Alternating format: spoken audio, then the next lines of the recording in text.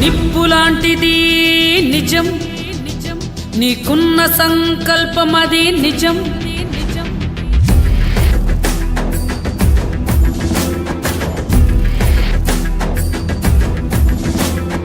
నిప్పులాంటిది నిజం, నీకున్న సంకల్పమది నిజం. వైఎస్ఆర్ ఆశయాలు నిజం, ఆ ఆశయాల బాట నడక నిజం. వెనుదిరుగని ఆ ధైర్యం నిజం, ఉక్కులాంటి నీ గుండె నిజం. సంక్షేమ పరిపాలన నిజం, నీకేసే ప్రతి ఓటు నిజం. నిజమే అది తుది విజయం నిజం. నిజం నిజం షర్మిల, మన షర్మిల, తెలుగు తల్లి గుండె మారు మ్రోగెలా. షర్మిల, మన షర్మిల, తెలుగు తల్లి గుండె మారు మ్రోగెలా. రాజశేఖరుడి పాదముద్రలా, రాజశేఖరుడి పాదముద్రలా, కదిలే ముందుకు వైఎస్ఆర్లా. షర్మిల, మన షర్మిల, తెలుగు తల్లి గుండె మారు మ్రోగెలా. షర్మిల, మన షర్మిల, తెలుగు తల్లి గుండె మారు మ్రోగెలా.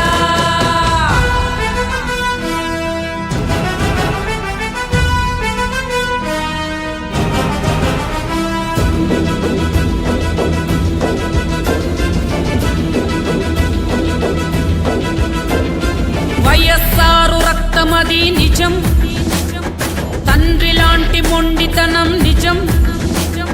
వైఎస్ఆర్ రక్తమది నిజం, తండ్రి లాంటి మొండితనం నిజం.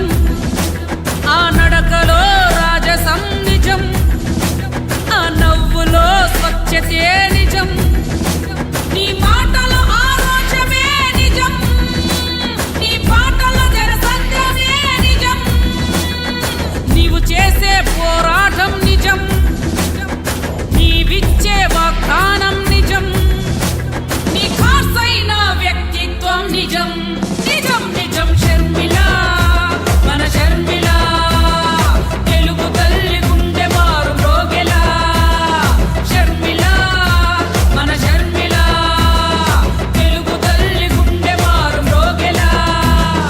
రాజశేఖరుడి పాదముద్రలా, రాజశేఖరుడి పాదముద్రలా, కదిలే ముందుకు వైఎస్ఆర్లా.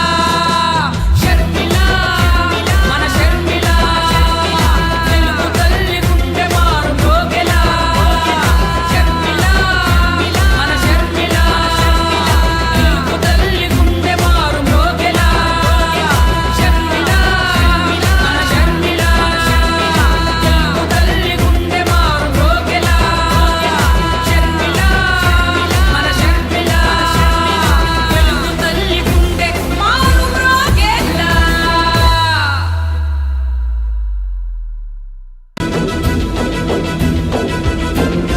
నిప్పులాంటిది నిజం, నీకున్న సంకల్పమది నిజం.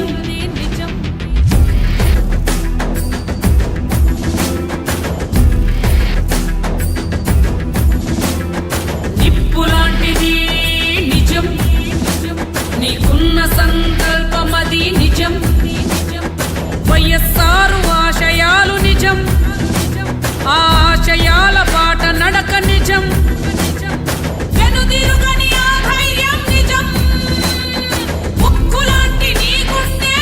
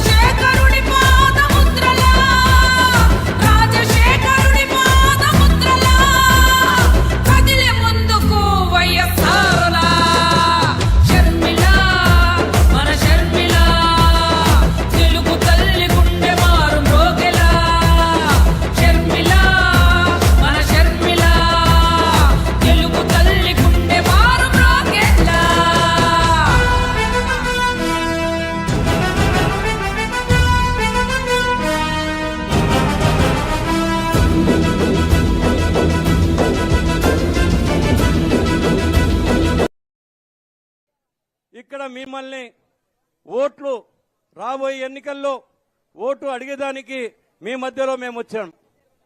ఇక ముఖ్యంగా మీ మధ్యకు రావడానికి ముఖ్య కారణం ఒకటే, మన ఆంధ్రప్రదేశ్ కానీ రాష్ట్రంలో కానీ కేంద్రంలో కానీ, కేంద్రంలోని బీజేపీ ప్రభుత్వంలో రాష్ట్రంలోని వైసీపీ ప్రభుత్వంలో అభివృద్ధి అనేది శూన్యం. ప్రజలకు ఒరిగిందేమీ లేదు. కేవలం 10 సంవత్సరాలుగా అటు తెలుగుదేశం పార్టీ ఇటు వైసీపీ పార్టీ కాలయాపన చేసి ప్రజలకు చేసింది శూన్యం. ప్రజలు నష్టపోయారు, రాష్ట్రం నష్టపోయింది, మొత్తం దేశమంతా నష్టపోయింది. మరి ఈ నష్టాన్ని భరించాలి, ఈ నష్టాన్ని పూరించాలి, ఈ నష్టాన్ని నుంచి మనము దాటవేయాలి. దానికి గాను మన కోసం, ప్రజల కోసం మన మధ్య వైఎస్ షర్మిలారెడ్డి గారు తన కోసం కాకుండా మన కోసం మన మధ్యలో ఇక్కడ రావడం అనేది జరిగింది. ఆమెకు మనము చేతులెత్తి కృతజ్ఞతలు తెలుపుకుంటున్నాం. సోదరులారా, మీరు దేశ పరిస్థితి చూస్తున్నారు. దేశంలో ఏ సామాజిక వర్గానికి కూడా రక్షణ లేదు. ఒక పక్క చూస్తే ముస్లింలను ఊచకోత కోస్తున్నారు. క్రిస్టియన్ మైనార్టీలను అయితే మీరు మణిపూర్లో చూసింటారు, అక్కడ ఊచకోత కోశారు. కానీ ఇక్కడ క్రిస్టియన్ మైనార్టీకి సంబంధించిన ముఖ్యమంత్రి జగన్మోహన్ రెడ్డి గారు మణిపాల్ సంఘటనపై నోరెత్తకపోవడం ఇది ఎంతవరకు సమంజసం అని నేను చెప్తున్నా.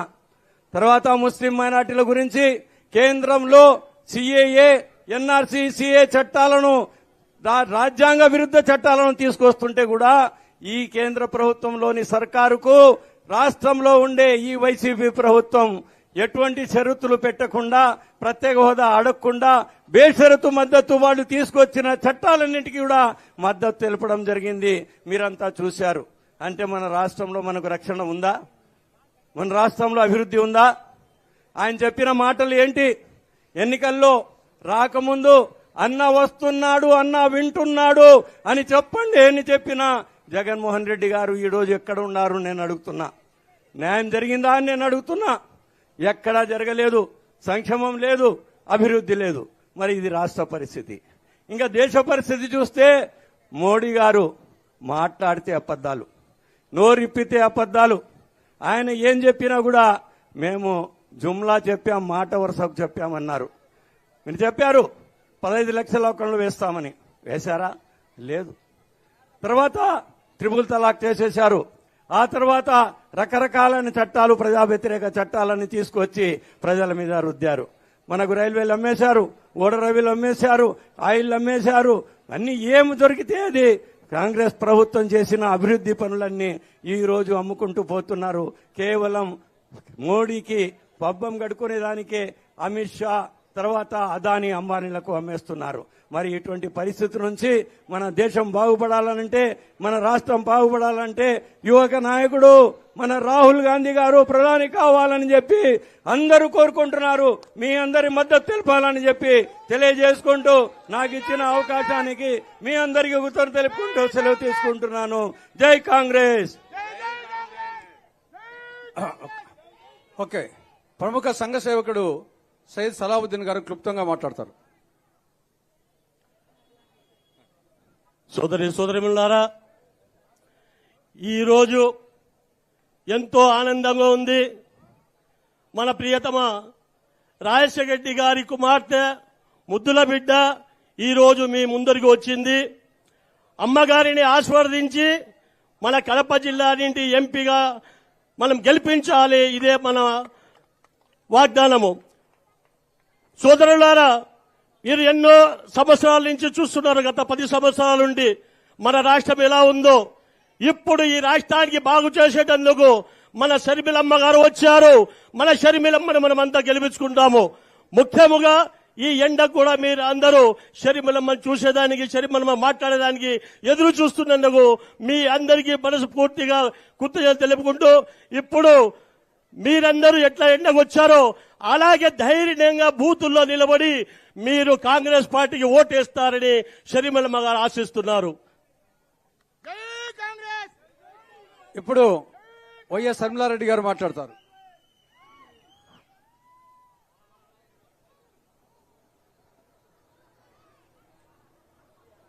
मेरे प्रिय मुस्लिम भाइयों और बहनों, सबको सलाम। आप सब जानते हैं डॉक्टर YSR साहब को कितना करे उन्होंने मुस्लिम भाइयों के लिए। 4% रिजर्वेशन किसने दिलाया? राजशेखर रेड्डी साहब ने दिलाए। 7% रिजर्वेशन लाना चाहते थे YSR साहब। सुप्रीम कोर्ट को भी गए लड़ने के लिए, लेकिन 4% रिजर्वेशन लाके दिए अपने YSR साहब।